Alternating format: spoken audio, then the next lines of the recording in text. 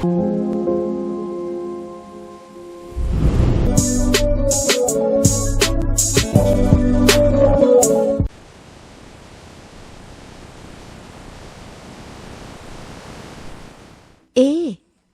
1976 අවුරුද්දේ දෙසැම්බර් මාසේ අගභාගය. ලංකාවේ හැම තැනම වගේ දෙසැම්බර් මාසෙට පුදුම සීතලක් දැනුණත් කඳුකරේ සීතල ඊට වඩා ගොඩාක් දරුණුයි. මම ජගත්, මගේ යාළුවෝ දෙන්නා සිරිමල් සහ නිමල්. අපි තුන්දෙනාම කොළඹ විශ්වවිද්‍යාලයේ ඉගෙන ගන්නේ. කැම්පස් එකේ විභාග ඉවර වෙලා ලොකු බරකින් නිදහස් වෙලා හිටපු නිසා අපි තීරණය කළා ඔහිය කැලේ මායිමේ තියෙන ගොඩාක් අය යන්නේ නැති පාළු දිය ඇල්ලක් ළඟ කූඩාරම් ගහගෙන දවස් 2ක් ගත කරන්න. අපි කැලෑ පාරේ ටික දුරක් යද්දී මහා මීදුමෙන් වැහිලා ගිය පහළ ලොකු අගාධයක් පේන හරිම ලස්සන තැනක වාහනේ නැවැත්තුවා. ඇගේ හිරිගඩු පිපෙන තරම් සීතලක් තිබුණත් ඒ දර්ශනය නම් ඇස් වහගන්න බැරි තරම් ලස්සනයි. අපි තුන්දෙනාම ජීප් එකෙන් බැහැලා ඒ මීදුම දිහා බලාගෙන හිටියා. නිමල් ජීප් එකේ බොනට් එකට හේතු වෙන ගමන් මගේ දිහා බැලුවා. අඩෝ ජගතා, උඹේ ලොකු තාත්තා කොළඹ ඉන්න ප්‍රසිද්ධම ධනවත්ම ව්‍යාපාරිකයෙක් නේ බං. එයා ගාව අලුත් මලුත් වාහන ඕන තරම් තියෙද්දිත් ඇයි බං අපිට මේ ගමන එන්න මේ පරණ ලෑන්ඩ් රෝවර් කබලක්ම දුන්නේ? අලුත් එකක් ඉල්ලගන්න බැරි වුණාද උඹට? මම මීතුම දිහා බලන් හිටපු ගමන්ම ආපහු හැරිලා ජීප් එක දිහා බැලුවා. මේක පරණ උනාට හරි ශක්තිමත් වාහනේ බං. මං නිමල්ට එහෙම උත්තර දුන්නා. අනික ලොකු තාත්තා මේ ජීප් එකට පුදුම ආදරේ. සාමාන්‍යයෙන් එයා මේක කාටවත් දෙන්නේ නැහැ. මල් ලොකු පෙරැත්තයක් කරලා ඉල්ලපු නිසා තමයි මටත් දුන්නේ. මචං, පරක්කු වෙනවා. යන ගමන් කතා කරමු. නිමල් එහෙම කියන ගමන් අඩිය ඉක්මන් කරලා ගිහින් ජීප් එකට නැග්ගා. අපි ඉක්මනට ඇවිත් වාහනේට නැග්ගා. මං වාහනේ ස්ටාර්ට් කරලා ආයෙමත් ඒ මීදුම පිරුණු කැලෑ පාරේ ඉස්සරහට යන්න පටන් ගත්තා. හිමිහිට ගැස්සි ඉස්සරහට යන ජීප් එකේ එන්ජින් සද්දෙත් එක්කම ආයෙමත් කතාව පටන් ගත්තේ සිරිමල්. "ඊ මොකද බම් මේ පරණ වාහනේට එච්චර ආදරේ?" සිරිමලුත් කතාවට එකතු වුණා. "ඒක තමයි බං අපේ පවුලේ අයත් වැඩි කතා කරන්න අකමැතිම මාතෘකාව." මම ටිකක් හඬ බාල කරලා කිව්වා. "කට්ටිය කියන විදිහට මචං, ගුණදාස ලොකු තාත්තා තරුණ කාලේ හරීම දුප්පත්. එයා රස්සාව පටන් අරන් තියෙන්නේ කොළඹ ලොකු වලව්වක රියදුරෙක් විදිහට. හැබැයි කොහොම හරි මීට අවුරුදු 7-8කට කලින් එක පාරටම එයාට කොහෙන්දෝ මහා ලොකු සල්ලියක් ලැබිලා තියෙනවා. අද වෙද්දී එයාට කොළඹ ලොකු ගෙවල්, යාන වාහන සේරම තියෙනවා. හැබැයි ලොකු තාත්තා හැමතිස්සෙම කියන්නේ එයාට අද තියෙන මේ හැමදේම ලැබුණේ මේ පරණ වාහනේ හින්දා කියලායි. කැලේ මැදින් තියෙන ගල් පිරුණු අමාරු පාරේ ගැස්සි එද්දී අපේ ඇඟවල් වලට හොඳටම අමාරුයි. හවස 4 විතර වෙද්දී අපි කඳවුර ගහන්න හිතාගෙන හිටපු ඒ තැනට ආවා. ඒක මහා විශාල කැලේකට මායිම් වෙච්ච දිය ඇල්ලක් පටන් අරන් පහළට කඩා හැලෙන උස් බිමක්. හරියටම කිව්වොත් අපි හිටියේ දිය ඇල්ල මුදුනේ තියෙන තනිතලා ගල් තලාවක් උඩ. එතනින්නම් බැලුවහම පේන්නේ මහා ගැඹුරු අගාධයක්. කඩා හැලෙන වතුරේ සද්ද කොච්චරද කියනවනම් අපිට අපි කියන දේවල්වත් හරියට ඇහෙන්නේ නැහැ. පහළ අගාධෙන් උඩට එන මීදුම වගේ වතුර බින්දු මුළු පළාතම වහගෙන හිටියේ. ඒ හරියේ කිසිම ගෙයක් දොරක් සලකුණක්වත් නැහැ. හවස 5 වෙද්දිත් මුළු පළාතම අඳුර වෙලා ගියා. ඇඟිල්ලේ ගල් වෙන තරමට දරුණු සීතලක් තමයි අපිට දැනුනේ. සිරිමලුයි නිමලුයි එකතු වෙලා අපේ ලොකු කූඩාරම දිය ඇල්ල කඩා හැලෙන මායිමට ටිකක් ඈතින් ගැහුවා. මං කැලේට ගිහින් වේලිච්ච දර ටිකක් එකතු කරගෙන ආවා රැට ගිනි මැලයක් ගහන්න. කරවල වැටෙද්දි අපි ගෙනාපු පානුයි සීනි සම්බලුයි කාලා ගිනි මැලේ වටේට වෙලා කතා කර කර හිටියා. කැලේ සීතල ටිකක් හරි මකා ගන්න ඕන නිසා අපි තුන්දෙනා ගෙනාපු අරක්කු බෝතලෙන් පොඩි ෂොට් එකකුත් දාගත්තා. හැබැයි රෑ 9-10 වෙද්දී ඒ බීපු ಜಾති වලින්වත් ඇඟට කිසිම උණුසුමක් ආවේ නැහැ. සීතල කොහොමටවත් දරා ගන්න බැරිම තැනට ආවා. කඩා හැලෙන වතුරේ සද්දේ හරියට මහා පිරිසක් එකතු වෙලා දුකින් අඬනවා වගේ හැඟීමක් මගේ හිතට ගෙනාවා. අඩෝ ජගතා, මට නම් තවත් මේ පින්නේ ඉන්න බෑ බං. මගේ කකුල් දෙකත් හිරිවැටලා වගේ. අපි යනවා නිදාගන්න. එහෙම කියලා සිරිමලුයි නිමලුයි කූඩාරම ඇතුළට රිංගගත්තා. මට කොහොමටවත් නිින්දක් ආවේ නෑ. මං තවත් ලොකු කබායක් දාගෙන ගිනිමැලේ ළඟටම වෙලා උණුසුම් වෙවි හිටියා. වටපිටාවේ වෙන කිසිම සද්දයක් නෑ. දිය ඇල්ලේ ഘോഷාව විතරයි. මං එහෙම්මම කල්පනා කර කර ඉද්දි එක පාරටම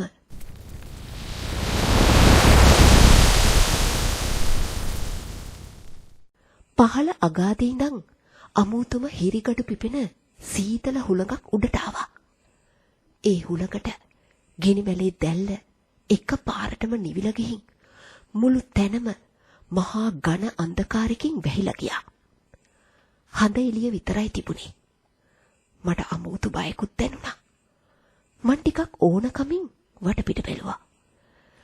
දිය ඇල්ලෙන් එන මීදුම හරියට සුදු පාට තාප්පයක් වගේ කඳවුර වට කරගෙන එක පාරටම මං දැක්කා අපේ ජීප් එක ළඟ කවුදෝ කෙනෙක් හිටගෙන ඉන්නවා. මේ මහරෑ මේ පාළු කැලේ කවුද? මගේ හුස්ම ටිකකට නතර වුණා. ඒ දිග ගවුමක් ඇඳගත්තු දිග කොණ්ඩයක් තියෙන කාන්තාවක්. එයා ජීප් එක අතගාමින් ඒක දිහා බලාගෙන අඬනවා වගේ මට පෙනුණා.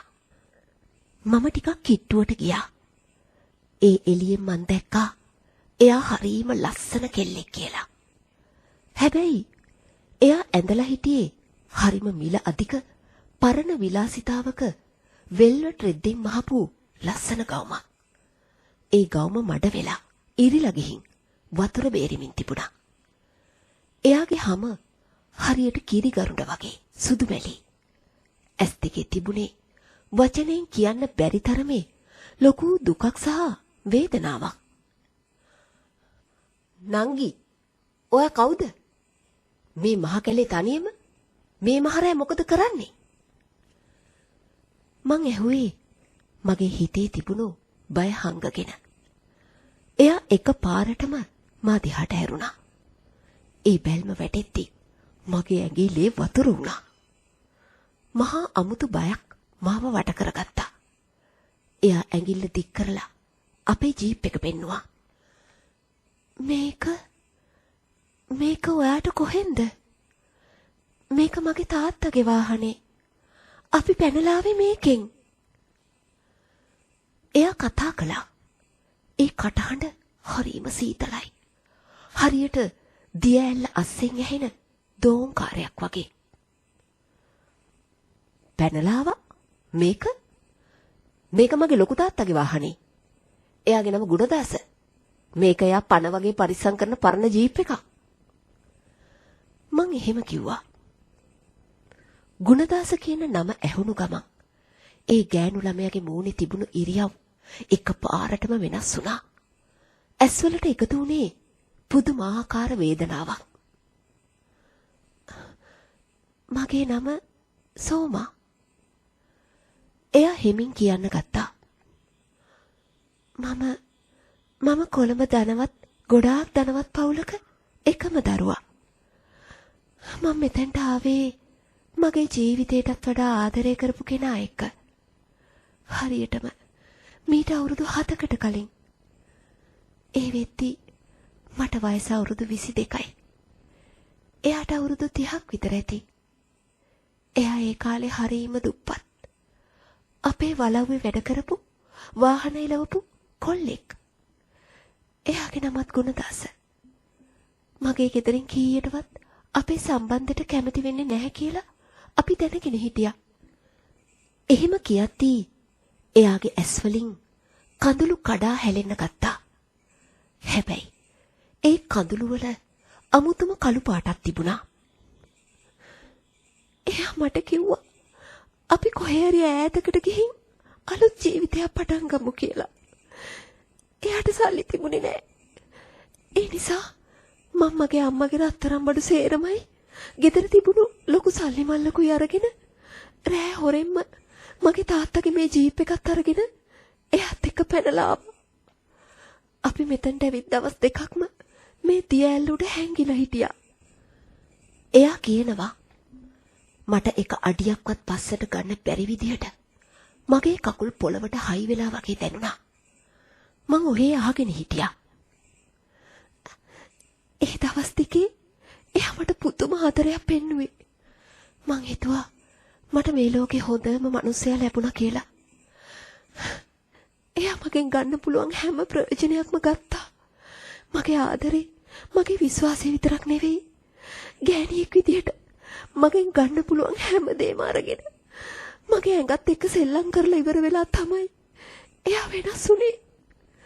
ඒ දෙවනි දවසේ රෑ මා සීතලක් තිබුණු රෑක මට සීතලයි කියලා එයා මට තේ එකක් හදලා දුන්නා. ඒ තේ එක බීලා ටික වෙලාවකින් මගේ ඇඟ පණ නැති වීගෙන ගියා. මට හුස්ම ගන්න අමාරු වුණා. මං එයා දිහා බලලා උදව් ඉල්ලුවා. එයාගේ කටහඬ දැන් වේවුලනවා විතරක් නෙවෙයි, මහා භයානක කෝපෙකින් පිරීලා තිබුණා. හැබැයි එයා මගේ ළඟට ඇවිත් හරිම දරුණු විදිහට මගේ බෙල්ල මිරිකුවා. මට පණ යද්දී මං දැක්කා එයා මගේ බෙල්ලේ තිබුණු රත්තරන් මාලේ අත්වල තිබුණු බලලු ටිකයි ගලව ගන්නවා.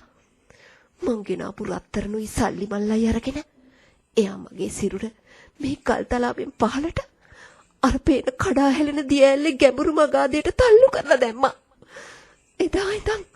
එදා ඉඳන් මගේ ආත්මය මේ වතුර ඇස්සේ මේ සීතලේ තනි වෙලා අනාථ වෙලා විඳවනවා.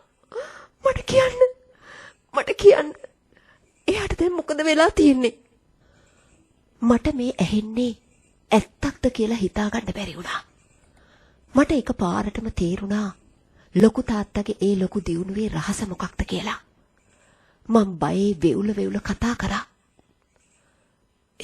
ඒ කියන්නේ ලොකු තාත්තා එකපාරටම සල්ලිකාරයෙක් වෙලා ව්‍යාපාර පටන් ගත්තේ ඔයාගේ සල්ලි වලින්ද? එයා දැන් කොළඹ ඉන්න ලොකුම මුදලාලි කෙනෙක්. එයා දැන් කසාද බැඳලා ඉන්නේ අවුරුදු 7-8ක් තිස්සේ ආදරය කරපු කෙනෙක්ව. දැන් යාළට දරුවොත් ඉන්නවා සෝමා. ඒ වචන ටික ඇහුණා විතරයි මුළු දිය ඇල්ලම එකපාරටම නිශ්ශබ්ද වුණා වගේ මට දැනුණා. ඒ අහිංසක මූණේ තිබුණු දුක එකපාරටම මහා භයානක වෛරයකට පෙරළුණා. අවුරුදු 7-8ක්.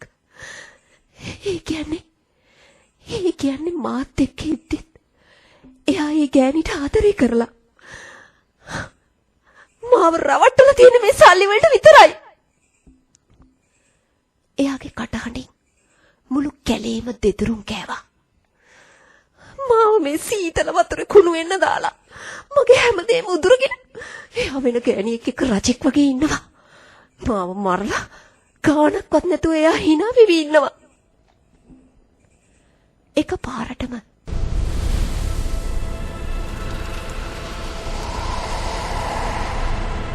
එයාගේ ඒ ලස්සන මූණ වෙනස් වෙන්න ගත්තා. කිරි ගරුඩ වගේ තිබුණු හැම ටිකෙන් ටික කළු වෙලා කුණු වෙලා ගියා. දත් දික් වෙලා ඇස්කිරි එළියට පැනලා කටවටේ කළු පාට ලේ බේරෙන මහා බිහිසුණු අප්‍රසන්න යක්ෂණියක් බවට එයාපත් වුණා. මම බයටම පස්සට වීසි වෙලා බිම වැටුණා. ඒ යක්ෂණී මගේ ළඟටම පාත් වෙලා මගේ දකුණු අතින් තද කරලා අල්ලගත්තා. ඒ අත හරියට අයිස් කැටයක් වගේ. මගේ අත පිච්චෙනවා වගේ දැනුණා. මට වේදනාවටම කෑ ගැස්සුණා. මේක ගිහින් එයාට දීපන්. කියපන් සෝම තාමත් දිය ඇල්ලේ අගාදයට එයා එනකම් බලන් ඉන්නවා කියලා. එයාගේ සැප ඉවරයි කියලා කියපන්. යක්ෂණී මගේ අතට තඹ පෙන්ඩන්ට් එකක් වගේ දෙයක් ගුලි කරලා මහ බිහිසුණු හඬකින් hina වෙලා වතුර මීදු මස්සට නොපෙනී ගියා. මට තවත් දරා ගන්න බැරුව එතනම සිහිය නැති වෙලා ඇදගෙන වැටුණා. පහවදා උදේ සිරිමලුයි නිමලුයි මගේ මූණට වතුර ගහද්දි තමයි මට සිහිය ආවේ. උන් හිතුවා මං රෑ සීතලට කලන්තේ දාලා වැටිලා හිටියා කියලා. මං මගේ දකුණු අත දිගහැරලා බැලුවා. මගේ අත පුරාම තද නිල් පාටට ඇඟිලි පාරවල් හිටලා තිබුණා. මගේ අල්ල මැද තිබුණේ මඩ ගෑවිලා පරණ වෙලා තිබුණු තඹ පාට පෙන්ඩන්ට් එක. මං ඒක හිමීට ඇරලා බැලුවා. ඒක ඇතුලේ තිබුණේ සෝමගේ තරුණ කාලේ හිටපු මගේ ගුණදාස ලොකු තාත්තගේ පරණ කළු සුදු ෆොටෝ එකක්. අපි එදාම කූඩාරම් ගලවගෙන ඒ කැලෙන් පිටත් වෙලා කොළඹ ආවා. කොළඹට ආපු ගමන් මං ගියේ ලොකු තාත්තගේ ගෙදරට. ඒ වෙලාවේ ලොකු තාත්තයි ලොකු අම්මයි සාලේ කතා කර කර හිටියේ. මම මුකුත් නොකියම අර තඹ පෙන්ඩන්ට් එක ලොකු තාත්තගේ අතට දුන්නා. ඒක දැක්ක ගමන් ලොකු තාත්තගේ මූණේ ලේ හිඳිලා ගියා. එයා ගැහි පස්සට ගිහින් පුටුවට වැටුණා. හැබැයි ඊට වඩා පුදුම වුණේ ලොකු අම්මා. ගුණදාස මේක මං අපේ සම්බන්ධේ පටන් ගත්ත මුල් කාලේ ඔයාට දුන්නු පෙන්ඩන්ට් එකනේ. ඔයා කිව්වේ මේක නැති වුණා කියලා. මේක කොහෙන්ද මේ ළමයට? ලොකු අම්මා ටික සද්දෙන් ඇහුවා. මට දැනුණා මං පියවි සිහියේ නෑ වගේ හැඟීමක්. මම ලොකු අම්මා දිහා බලලා ඇත්තම කිව්වා. සෝම කිව්වා එයා තාම දියැලේ අගාදයට ඔයා එනකම් බලන් ඉන්නවා කියලා. ඔයා ඒ අහිංසක කෙල්ලව රවට්ටලා එයාව මරලා අරන් ආපු සල්ලි වලින් නේද මේ මාලිගා හැදුවේ? මං කේන්තියෙන් වගේම පිළිකුලෙන් ඇහුවා. එතකොටයි ලොකු අම්මට මුළු කතාවම තේරුණේ. තමන් අවුරුදු ගාණක් පවුල් කෑවේ. තමන් එක්ක සම්බන්ධයක් තියෙද්දිම සල්ලි වෙනුවෙන් තවත් අහිංසක කෙල්ලෙක්ව මරපු මහ පව්කාර කුරිරු මිනි මරුවෙක් එක්ක කියලා දැනගත්තාම ලොකු අම්මට ඇති වුණේ ලොකු පිළිකුලක්. එදාම ලොකු අම්මා මහා හයියෙන් බැනලා දරුවොත් අරගෙන ලොකු තාත්තව දාලා ගෙදරින් ගියා. ලොකු තාත්තා ඒ ගෙදර තනි වුණා. මුල් දවස් 3 ලොකු තාත්තා එක්ක ගෙදර ඉතුරු වුණේ වැඩට හිටපු සිරිදාස විතරයි. හැබැයි 4 වෙනි දවසේ උදේ සිරිදාස බය වෙලා වෙවුල අපේ ගෙදරට දුවන් ආවා. අනේ මහත්තයෝ මම නම් ආයේ පැත්ත පලාතේ යන්නේ නැහැ. ලොකු මහත්තයාට පිස්සු හැදිලා. රැට කවුද ගෑණියේ කාමරේට එනවා. දිය ඇල්ලක සද්දයක් ඇහෙනවා කියලා. මහත්තයා කෑ ගහනවා. ඇඟ පුරාම අමුතුනිය පුතු පාරවල්. ගෙදර හැම තැනම මඩ වතුර පිරීලා.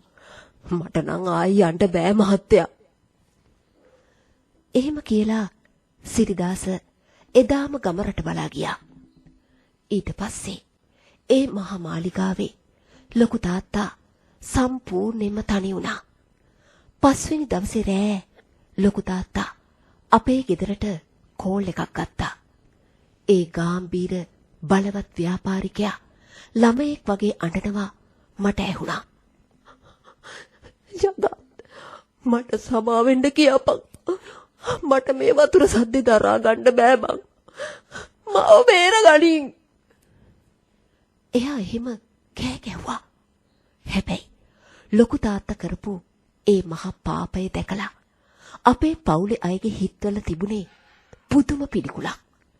කවුරුවත් එයාට උදව් කරන්න ගියේ නෑ. මොකද මන්දා මටත් කිසිම අනුකම්පාවක් දැනුනේ නෑ. කෝටි ගානක බැංකු ගිණුම් තිබුණත් අන්තිමට ඉස්පිරිතාලයකට ගෙනියන්නවත් වතුර උගුරක් දෙන්නවත් එක මිනිස්සෙක් ලොකු තාත්තා ළඟ ඉතිරුනේ නෑ. ලොකු තාත්තා තනියම අර අදෘශ්‍යමාන සාපයෙන් ටික ටික දුක් විඳලා මරණයටපත් වුණා. 7 වෙනි දවසේ උදේ කිසිම සත්‍යයක් නැති නිසා අපි ගිහින් බලද්දී ලොකු තාත්තා එයාගේ ඇඳ උඩම මැරිලා හිටියා. එයාගේ ඇස් දෙක උඩ ගිහින් මූණ පුදුම විදිහට විකෘති වෙලා වේදනාවෙන් ඇඹරිලා තිබුණා. හරියට මහා භයානක දෙයක් දැකලා පණ ගියා වගේ. එයාගේ කටින් කළු පාට මඩයි වතුරයි බේරිලා තිබුණා. ලොකු තාත්තා වංචා කරපු ඒ සල්ලි, ඒ සැප සම්පත් හැමදේම අන්තිමේදී ඒ දරුණු ලේ පලි ගැනීමෙන් ඉවරයක් වෙලා ගියා.